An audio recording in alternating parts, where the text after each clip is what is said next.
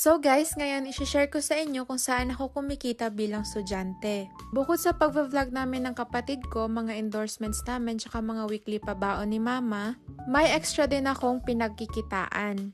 At yung mga kita ko guys, hinahati ko rin sa kapatid ko para may panggastos kami sa araw-araw at may pang tuition kaming dalawa. So ngayon, i-share ko sa inyo kung saan ako kumikita ng extra. Sa mga gustong maging seller dyan, cellphone at internet lang ang kakailanganin nyo. I-download nyo lang ang Sitaw app o di kaya pumunta kayo sa website nila na www.sitaw.com at pwede na kayong magsimula.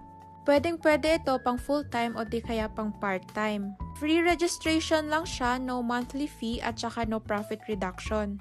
Siyempre, i-set up mo na yung shop details mo, pindutin ang Be a Seller at huwag kalimutan gamitin ang referral code ko na ZMN1. Up to 12% ang kikitain nyo at sisitaw na rin ang bahala sa supplier, delivery, inventory, tsaka marketing. Once na na-receive na ni buyer, papasok agad ang kita sa Sitaw wallet mo. Kahit GCash ay pwedeng-pwede nyo gamitin. So saan ka pa? Download Sitaw and be a seller now!